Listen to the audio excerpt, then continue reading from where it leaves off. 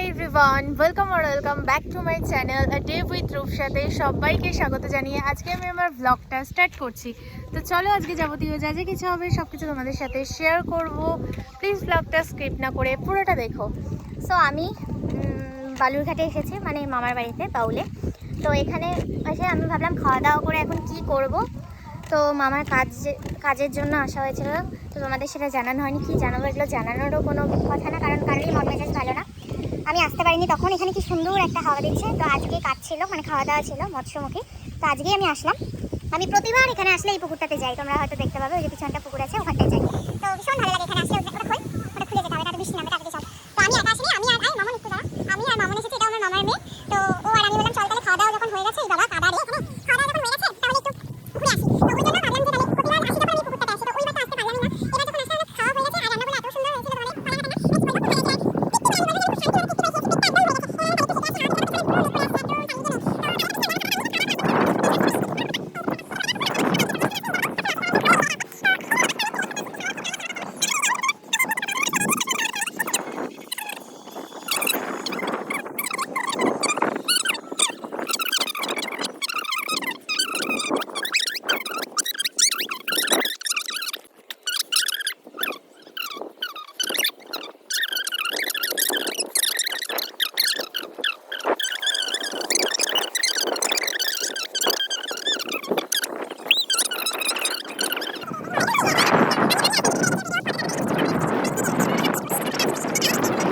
কিরকম অনুভূতি হচ্ছে, বাট আমার তো ভীষণ ভালো লাগছে, তাই না?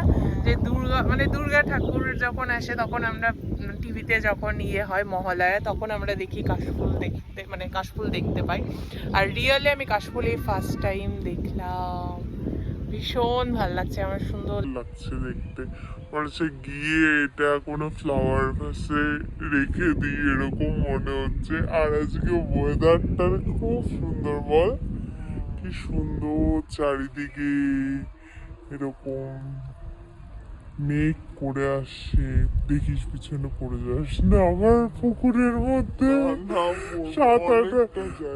তুই সাঁতার জানিস? না না, ও সাঁতার জানে না, আমিও সাঁতার জানি না, পুকুরের পিছনে দাঁড়ায় আছি। যাই হোক, কোনো রিস্ক নেই, কিন্তু ভীষণ ভাল লাগছে। একটা আলাদাই অনুভূতি, এটা এক্সপিরিয়েন্স, মানে এটা বলা যাবে না, এক্সপ্লেন করা যাবে না তোমাদের সাথে। এটা যদি তোমরা নিজেরা না দেখো, এটা আমি আরেকটা কথা আমি বললামই, আমি যতবার আসি আমি এই পুকুরটার এখানে আসবই। জানি না এটার সাথে আমার কিসের একটা টান, আমার ভীষণ ভালো লাগে এখানে আসতে, খুব ভালো লাগে।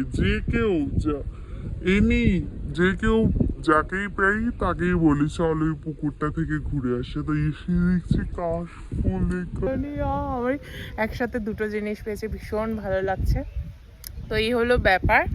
আশা করি আমার চুল দেখে আর কিছু জাজমেন্ট করো না। আমি কদিন ঠাকুর দেখে ঘুমটুম ঠিক মতন হয়নি। এনিওয়ে এইগুলো কি বলে যাচ্ছি, মেনটেন করি কাশফুলটা কি সুন্দর,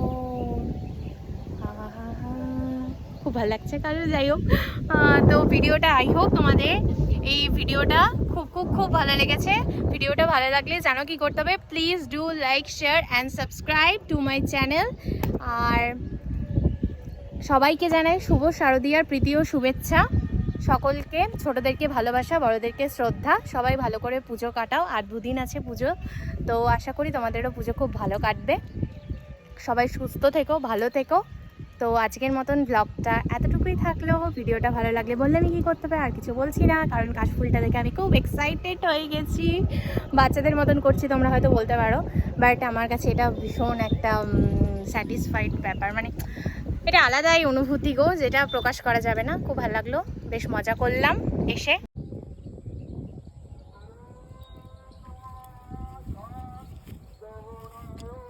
পেকে গেছে।